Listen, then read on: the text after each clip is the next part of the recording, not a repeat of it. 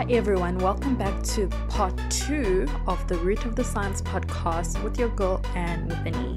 This is the second part of the interview with the visa team, the two Natashas, or Tasha and Nata. So a quick recap from the first part, we got to know how they met, we also got to know a little bit about themselves individually, and then they told us about how they get visa to work even though they're on the opposite ends of the globe. In this section, they're going to talk us through what visa aims to do, and also they're going to highlight some of the projects and the partners who they're with.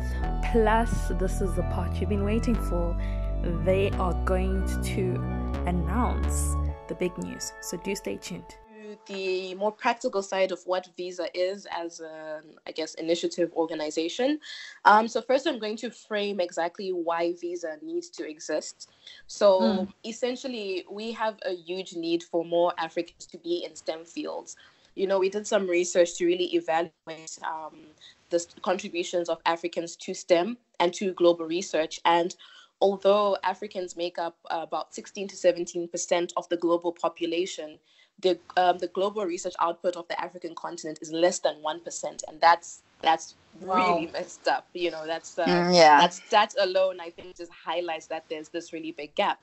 And then further from that, I think anyone who is African, but also anyone who is aware of maybe the social, economic, and political landscape of Africa knows that there's still so many key issues that are affecting the continent, whether that's health related. I mean, right now we have COVID-19, which is, a global issue, but we still have very high rates of HIV and AIDS. I think malaria, dengue, but also very poor women reproductive healthcare services. And beyond the health, we still have quite high rates of poverty and poorly developed infrastructure. And so all these issues are things that need to be addressed by people who are in the sciences, who are in tech, who are in engineering. We need Africans to actually take up these occupations so that we're able to invest back into our continent and improve on these different aspects. And I only touched on a few, but I know there's many, many more. I mean, agriculture, you name it, right? So that's kind of framing what the problem is, essentially.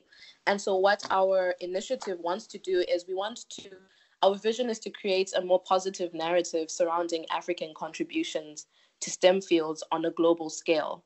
And we have a mission to empower Africans to not only pursue, but also to flourish in STEM fields. And we want to do this by giving them better visibility and also creating opportunities and support their career journeys.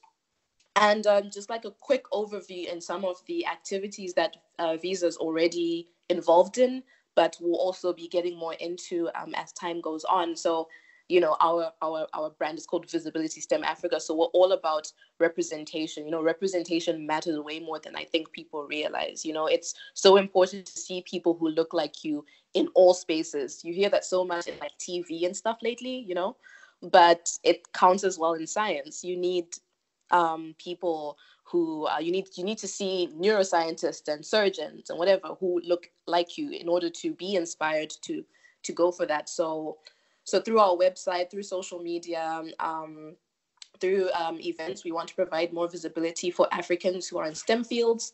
We also want to make it easier for Africans to find opportunities that can help them in their career development. So think things like scholarships, funding, mentorship, conferences, these kinds of things. We want to create a database where people can much more easily find this information and it's actually applicable to them. Because so many times you're on the internet and you find the dopest, the greatest conference, and then it's just for people from the EU or something, and it's quite frustrating. And then beyond that, we will establish mentorship programs. And also we've already started getting into some partnerships, both with local partners, so partners in Africa, but also global partners, because we see the value in creating collaborations not only within the continent, but also on a global scale. And then finally, and I think really cool, is we want to create a fund for scholarships, particularly to help Africans from underprivileged backgrounds who maybe are really bright but can't afford, to go to university or can't afford to pay their tuition. So I think in a nutshell, those are some of the activities we're already working on or plan on working on in the coming months. And I don't know if there's anything I missed, but I think that's most of it. I think you put it so beautifully, and you just described it really well. I think the only other thing I would add is just what we always talk about, that this organization isn't about us. No, it's not exactly. A platform to promote us. And I mean, Absolutely. A part of a platform growing, of course, is having the people who are co-founding have large social media followers, so you can kind of retweet and share things and have a large following like yourself. But in reality, that's only a means to an end, and the end is to just give our, I guess, organization greater exposure and to be able to promote the visibility of Africans in STEM. So I think you put it beautifully, Tasha. Thank you. Yeah. So I think what you're saying right now is fantastic, ladies, and all these projects that you want to do. I'm sure there's people who are in the STEM field who have never heard of, who haven't heard of Visa yet, and now they're like, "Oh my word, sign me up." How do they get involved? So maybe Nataša, do you want to take that question, or shall I? Yeah, you take that question. Okay, yeah, sure. So I think in terms of getting involved, I think we actually have many avenues. So first of all, go to our website. I think that's the first step. So that's visibilitystemafrica.com. And if you are, for example, an African in STEM, we have a form you can fill where you can tell us about your story and your journey. Because one really cool thing that we do is we do what we call the spotlights, where we interview and profile Africans in STEM and from everywhere. So we have this goal that we want to have people from every country in Africa, all 54, I think there's 54, all 54 of them, that we have them interview people at all levels of, of career. So whether that's PhD, that's a professor, you don't even have to be in academia. There's people we've interviewed who are in agri-tech, for example, or, so anything that just relates to STEM, we want you to share your story, because we believe that it's super important to share our story in our own voices. I think that's also the key that we want to push that. For a long time, I think Africans haven't really had these platforms to tell their own stories in their own voices and speak about their own struggles and, and also their successes. It's not always just a sad story. Sometimes there's a lot of great things happening, but we just don't have the platforms. And these are the stories we want to share. So that's one aspect of it. We are also working on developing some kind of community, so probably via an app where people who are in science in different levels, we can actually interact with each other. So that will be really, really fun and cool. So we also have a different form. Also, you can get the link from the website, which is our Visa Connect form. So there you can just leave your details, and then we can get in touch with you once we've kind of established everything more. We are on social media, so please follow us on everything. So you can find us on Twitter. I think it's VSTEM_, so VISTEM_Africa. We're on Instagram, same handle. We're on LinkedIn. We're on Facebook. So just find us on. You can find the links on our website as well. So please follow us there. Because then you can also get all the updates. If you are an organization in STEM, we are very happy to talk with you and see how our missions can align.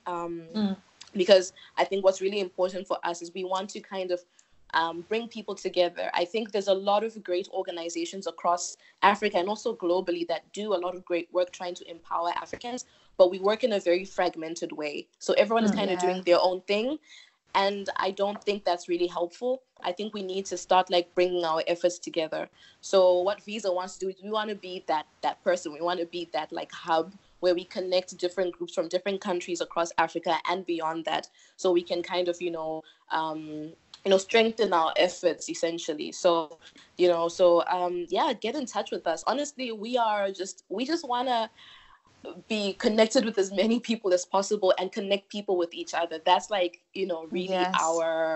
our passion. We see how much value that has in creating something like this, because this movement is bigger than Nata or I. It's bigger than any one person, than any one team. This is something that we really want to push the needle forward regarding Africans' contributions to STEM, and also supporting them if they do choose to take that route. So yeah, I think these are some of the ways that people can get involved. And if anyone has any ideas as well of things that maybe we haven't touched on, we're always happy to, Skype with people, talk with people, because that's how you birth amazing ideas. So please, we're very nice people, I believe. So just feel free to DM. You can slide in my DMs as well. Slide in there. But only for professional reasons, okay? Just to put that out there. Yes. Yeah, yes, but I agree. essentially, yeah, that's kind of most of the ways that people can get to know more and stay involved. Yeah, and just to add one more thing, we have, the amazing Anne with an E, who has been writing blogs for us and has this amazing blog series about studying in South Africa, an essay. And really, if you're interested in writing, or you have some art piece that you'd like to discuss, or just your experiences, you can also write on our blog. That's something else you can do. And I really liked what Tasha said about just changing that narrative, giving Africans in STEM their own voice. Because you often see people saying, I want to help Africa. But no, we want to help African people because they are so diverse that you can't just class them as one type of person. And that's what's being done so often globally. And we really want to change that. We want to be like, absolutely. Well, no, there are things that are happening in Africa that are amazing people working hard, being successful, and to kind of push that and allow that to grow, especially in younger generations, is so vital. So I really like what you said there, Tasha. It's so true. Yeah, no, absolutely. I think I just to add on that, I always, every time we have this kinds of conversation, I'm always stressing that point that, like, Africa is not a monolith. Anyone who's listening to this, again, Africa is not a monolith. It's 54 countries that even within one country is so incredibly diverse, right? That our experiences are so varied and so beautiful, and we have so many incredible stories, and we just want to share those stories. We want to show those diversities of experiences. But also the thing is, even through that diversity, there are some commonalities that we do share, because of the struggles that sometimes we face because we are Africans. For example, if you think about getting visas, like literally getting visas, which actually, side note, part of the reason why our initiative the acronym is Visa was very intentional. It was kind of like a tongue-in-cheek kind of reference to the fact that as Africans, we tend to need visas to go anywhere and to do anything, which is very frustrating. And being someone who's lived in a few countries, I constantly have to apply for visas, and it can be quite frustrating, So it's kind of like our platform wants to kind of be the visa that allows people to reach the heights that they should be reaching. You get what I mean? So just a random fun fact. Wow. Yeah. But, fantastic. Yeah. Fantastic. And I love how you both state that you really want to create a place of collaboration, right? And and although you state that this is for Africans, right? And with the stats that you mentioned earlier, Tasha, that Africans are not really that well represented globally. But what if, I want to pose a question now. What if I'm not African, but I love everything that you guys are doing and what you want to do? Can I collaborate? If not, if so, how? Yeah, that's actually a great question, Anne. And, I'm going to sidetrack a little here and just actually say, I am not African considered by my passport. And this is something really important. And I want to put that out there because I grew up in Botswana. I lived there for 10 years. I moved around so often that it comes to a point where I don't know what identity I'm associated with. And I think Tasha and I were talking about this the other day that, we are global citizens, and it can sometimes be very, very difficult. So if we're talking about technicality, if we go by, what passport you have, I am both Serbian and Australian. So I think that kind of answers your question in the sense that, I'm one of the co-founders, but by a lot of people's, I guess, criteria, I'm not considered African, but I grew up there, and it's a big part of my upbringing and who I am, the connections I've made. And constantly, throughout my life, I've been so thankful for that I wanted an opportunity to be able to give back to those communities that helped shape who I am. So you often find a lot of, let's say, people who grew up in Africa, or maybe their parents are Africans, but they grew up in the US. Just for example, but they have a strong connection to Africa. For instance, there's some researchers and their work is mainly based in Africa, and they make such amazing contributions to Africa. So in the sense that we don't want to leave people out and their ideas, and we want this to also be not only an initiative in Africa, but a global initiative, because we really believe that different perspectives are really valuable, and a lot of those opinions and perspectives are shaped by where you grew up. But there's a balance there, because we don't want to now start profiling everyone who's not an African descent, because we want to provide a solution to the problem.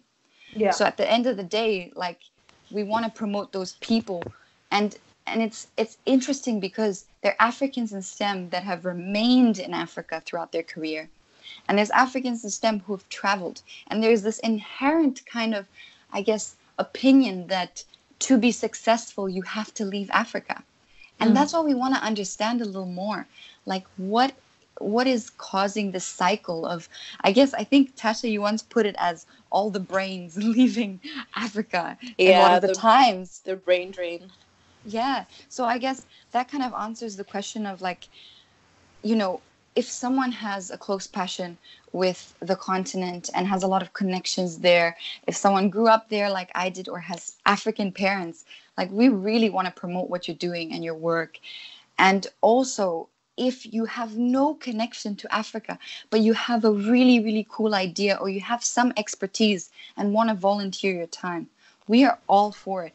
We want to hear, like, I don't know, any ideas you have. If you want to write on our blog and about an interesting topic, or if you're an expert in a certain field. But this is kind of like, I guess, where we draw the line, that all of our spotlights are based on Africans in STEM, because at the end of the day, we want to promote their research. So we hope we can eventually kind of close that gap in terms of research output. So yeah, I'm sorry to put like an emotional spin, but I think constantly throughout my, I guess, upbringing and just life experiences, I always had that trouble when it comes to identity. But I think what matters is, like, what experiences you had and your passions in life at the end of the day. And I guess, Tasha, do you have anything to add when it comes to that? Yeah, no, I think you stated it beautifully. And I think I think that the fact that you are the emotional and, I guess, the personal life experience that you've had, that's actually one of the biggest assets to why, you're the perfect, like, co-founder, I guess, because, I from the moment we had the first discussion, I saw that you were passionate about it. And for me, that's, like, important. Like, you believe in the mission, you're very empathetic, I couldn't have, we can go into, all the details of, like, okay, what makes somebody African, et cetera, et cetera. But, at the end of the day, for us, what's more important is, do you believe in what we're trying to do? Cool. If you answer yes to that, then we can find a way to work together. That's it. Like, all these other details, at the end of the day, they're very divisive at the end. You know what I mean? Like, it's not really helpful in any way. So if you believe that African system needs, they need to be supported, and that's how you feel, then we can collaborate, in whatever ways that makes sense, depending on what you have to offer. And that's just where we stand regarding that. So we're not trying to make anyone feel excluded, because that's never got anyone anywhere, honestly. So yeah. Fantastic. Okay, so it's really good to know. So everybody, if you want to make a difference, if you want to contribute to Africans in STEM, please hit these ladies up. So now, Thank you. as we are in the midst of the coronavirus, and basically everything is at a standstill, but I know that, and I'm sure that you guys have some projects that you'd like to highlight, or things that you want to do this year, hopefully when the world gets back to normal, if I can say that. And also not only this year but beyond. So I just want to give you guys this opportunity to just let us know on some of the things that you have planned. Yeah, thanks so much, Anne. And just before I answer that, I just want to say thank you for providing us with this platform as well to, share our own experiences with founding Visibility STEM Africa. And I think I feel such a relief that I was able to talk about that stress I had related to my identity. So I honestly can't thank you enough for giving us this opportunity. I didn't realize how much that meant to me to kind of discuss these to put that out there. That out there. Thank you. So when it comes to You're exciting welcome. projects, thank you, Anne. So when it comes to exciting projects, like, we can go on and on and on about all these ideas we have, because as you can tell, like, the three of us, Tasha and I, we're very excited people and very motivated people, so we constantly have things happening. But I thought I'd just highlight a few of those that we plan to kind of, I guess, achieve by the end of this year. So at the moment, we're in the process of registering our initiative as a non-for-profit organization. And that is really huge. It's a lot of work. And the University of Luxembourg people in the incubation team are helping us with this process. And that's really important, because once, I guess, you're legit, it opens up a lot of opportunities, especially when it comes to funding. So that would actually be key. And that kind of, I guess, registration will hopefully lead to funding and will help us with the other projects that we are involved with. And will probably, likely, there's a high possibility that it will kind of, depending on how we go, open up so many other things that we didn't expect we could achieve. But for the moment, we have some interesting projects. So Ora, the headmaster at St. Anne's School in Harare, contacted us and just said that, currently the students don't really have a strong science curriculum. They don't even have a laboratory to work in to kind of complete experiments. And she really wanted our help, Visa's help, to kind of help with that. So we're planning to, I guess, help organize a lab for them. And that all depends on the funding we receive. But even if it's a basic lab that allows for experiments, because a lot of experiments in science don't require a lot of money to be able to complete. And we also want to kind of help build their library with a book drive, for instance, and really help with that science curriculum, because we have, a background in different fields. And anyone who's listening to this, if they want to contribute to kind of creating a science curriculum, hit us up. As well, we want to create a virtual conference that we're planning to kind of hold in September or end of this year. And especially with this climate, as you mentioned, Anne, this is ever more relevant, because more things are going to have to be virtual. And if we can kind of provide people a chance to connect virtually, that doesn't require them being reliant on having to pay for transport, which maybe they can't, or pay for a registration fee to go to a conference. This will be an amazing kind of initiative for those people and also others in Africans in STEM. So we plan to do that as well. And I guess what Tasha mentioned earlier, perhaps a scholarship for underrepresented kind of groups in, what did I want to say? Yeah, Tasha, do you want to talk more about perhaps the scholarship that we might end up doing, etc.? Yeah, sure. So regarding the scholarship, we want to set up a fund to basically a fund that can assist kids from underprivileged backgrounds. So whether that's kids who are in high school who, they're not able to afford paying their school fees. I know, like, for example, in Zimbabwe right now, the economic situation is pretty bad, and a lot of kids aren't, a lot of parents aren't able to pay the school fees for their kids, and then they get kicked out of class, etc. So we want to try and, alleviate some of that pain by providing, some scholarships there, but also some bigger ones. So, for example, for tuition for, a undergrad or master program, at least helping with some of that, because, there are a lot of brilliant, bright minds across the continent, but, financial constraints make it really difficult for some people to be able to move forward. And the reality is there just aren't enough scholarships, around for everyone. I was very fortunate myself to, be able to get scholarships, etc., etc. And now I'm here, but I recognize that there's so many, of the youth just as bright or brighter than I ever was, who just can't get as far as their potential because of financial constraints. So we want to kind of put some effort into helping as many people that we possibly can, so that they can, go for what they want to do. So yeah, that's the plan there.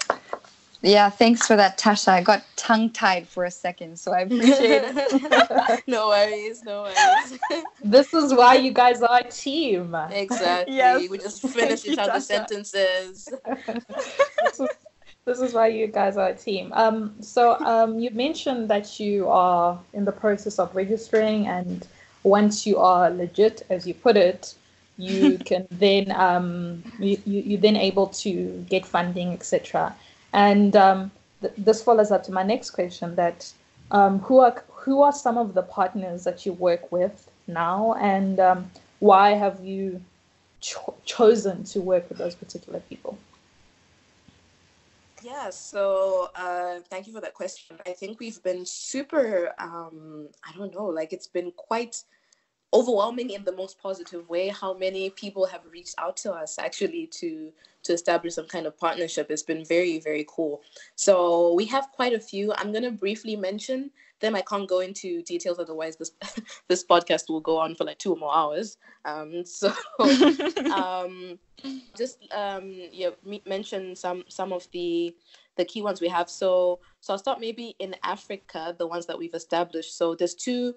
We were approached by 2 organizations in Nigeria. So one is Temaye Africa and one is Viziola Foundation. And these are both organizations that work to empower essentially the youth to get into STEM fields in different ways. So they have mentorship programs. They also do after-school STEM programs, things of that nature. They're both based in Nigeria. And yeah, so we're essentially... The idea there is for us to establish mentorship agreements with them, where we kind of, through our network, source mentors, appropriate mentors.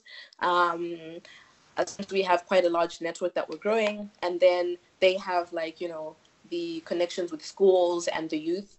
And so that's a pretty cool partnership we're getting into with these organizations, and hopefully we'll establish more in different countries and in different regions on the continent.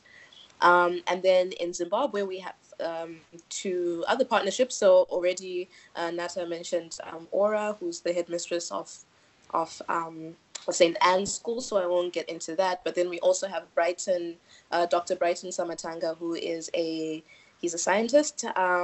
He's currently based in Germany, and essentially what he's doing is he's establishing a really cool biotechnology research institute in Zimbabwe, which is amazing and quite an ambitious feat. And essentially he wants this institute to really be on the same playing field and level as research institutes across the globe, Wow. So he's establishing partnerships with big companies and biotechs as well in Europe, and establishing partnerships with universities, institutions in Switzerland, and such. And yeah, I mean, this is ongoing, still very early days, but what he's trying to work on is very exciting, and we're super happy that he reached out to us to kind of see where we can fit in. And I think our main role, at least for now, is going to be with advising on the public health sector of the institute. So the institute essentially wants to be an institute with a conscience and give back to the community, So we would really be helping them with, doing awareness campaigns, educating, the general public about the work that they're doing in the institute, because it is so important that people understand what on earth scientists are doing. I think there's this very big gap in general, not even in Africa, but just in general, where there's this gap between, scientists, the research community, and non-scientists. And there are more efforts to kind of bridge that gap, but we really need to put more efforts into that because it's important that people understand what we're doing, because we're not doing it for us, we're doing it for everyone, right? So that's Brighton, and then we have Andy Nobes, and he's based in the UK, and he's our contact from AuthorAid, and AuthorAid is a free global network that provides support, mentoring, resources, and training for researchers, particularly in low and middle income countries. And so they help people from the global south with publishing and communicating their research, which is really cool. So he's our contact person there. We're working with him in different ways. We have Valerie Young, who is based in the US, and she is an expert on imposter syndrome. And she essentially reached out to us in order to offer her services to our members, actually.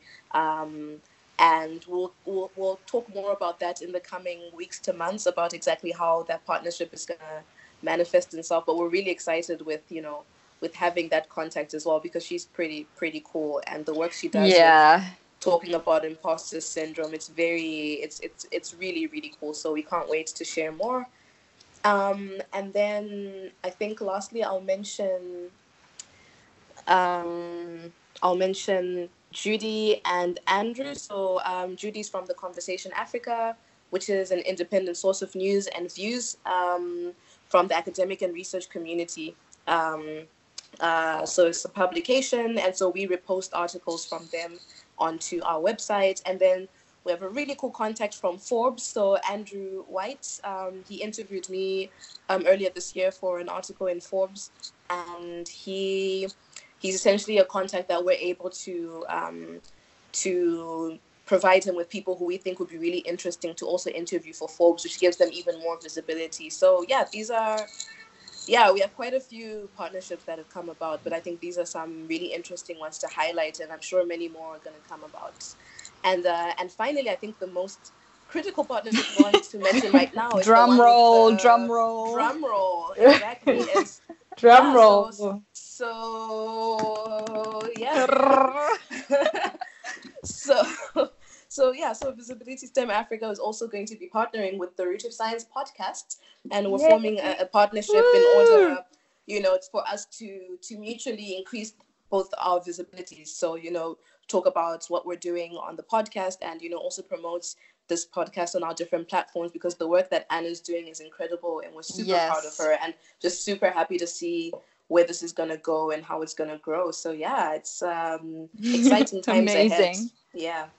No, that's really exciting. So for those that were wondering, this is exciting news. The Root of the Science and Visa are gonna be working together. So just to wrap it up, just to explain further, you heard in the conversations that Visa has got spotlight sessions where they highlight and they put Africans in STEM on sort of a spotlight. So the purpose will then be, I'll also be interviewing those people so that you guys can hear them, to be the voice, actually, to actually hear the passion, because I think that's the really exciting part about podcasts. You can actually hear the passion, like even with our two guests today, you can hear how they get along so well, and you can hear the passion and the drive and the motivation. So we thought it would be, it's only natural, I think, for us to collaborate. And yeah, I'm so excited.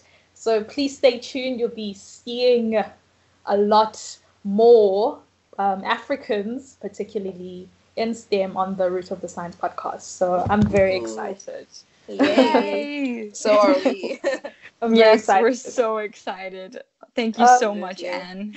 But lady, just to wrap it up real quick, we've heard how you guys are so passionate about the STEM field and giving Africans this platform, and just hearing, like you said, that this started in August, about 6 months ago, and you guys are here now. You have all these contacts. It's pretty exciting. So what advice can you give to people, or the one person who's got an idea, maybe not particularly like yours, or something, like you said, like Tasha, you said that it was just a thought in your mind and now it's here. What advice would you give them about starting an organization like this? And also, what sort of legacy do you want, Visibility in STEM to leave behind? Yeah, so I think for me, I'll say, I guess, for me, one piece of advice that I want to give is actually something that our mentor said to us, and it's become purpose-driven. So when you have an idea, or if you have an idea, if you are purpose-driven, you're always going to find people who will rally behind that idea. Money is great. Like, don't get me wrong. We all want to make money, and that's cool and all. We need it to survive. But ultimately, people back ideas that are purpose-driven. If you have a greater purpose and what you're trying to do actually is there to change lives and to help people, there's going to be people who are going to be there to support you and help you realize whatever it is that you're passionate about. So just find your purpose. What is the thing that makes you as excited as we are to do this, So yeah, I think that's all I can say about that. Like, just become purpose-driven, and the rest will just kind of starts to fall in place. And regarding the legacy we want to leave behind, man, we just want to put the needle forward and to just, I don't know, we want to inspire people, but also we want to build this community where we're like pulling each other along and building each other up, I think we're very much about community and working together. And I think if we can inspire that kind of attitude in people, that like people can think about others and how they can bring other people in the conversation and uplift other people, that's kind of what I think, at least one of the things that we want people to take out of what we're trying to do. We want everyone to be involved, and we don't believe in just success for us. Like, us succeeding is all of us succeeding. So yeah, I think that's I'll leave it there. Yeah, same. That's perfect. Yeah. Wow. No, thank you so much, ladies, for this chat. Thank you. Thank you. It was fantastic, and I think now people have the opportunity to hear the voices behind this initiative, and I think it gives even more reason for people to believe, and like Tasha said, that you'll have more people rally behind you guys, because what you guys are doing is amazing. And I'm sure there's going to be also little branches like myself who are going to stem off from what you guys are doing, and I cannot wait, and I'm sure everybody else can't wait, and you can't wait to see all the lives who I believe you'll change and have so much impact. So thank you for your time, ladies. Thank you so much. Thank you so much. It's a pleasure. And that's it for today. Thank you everybody for listening to the Root of the Science podcast with your girl and with an E. Until next time.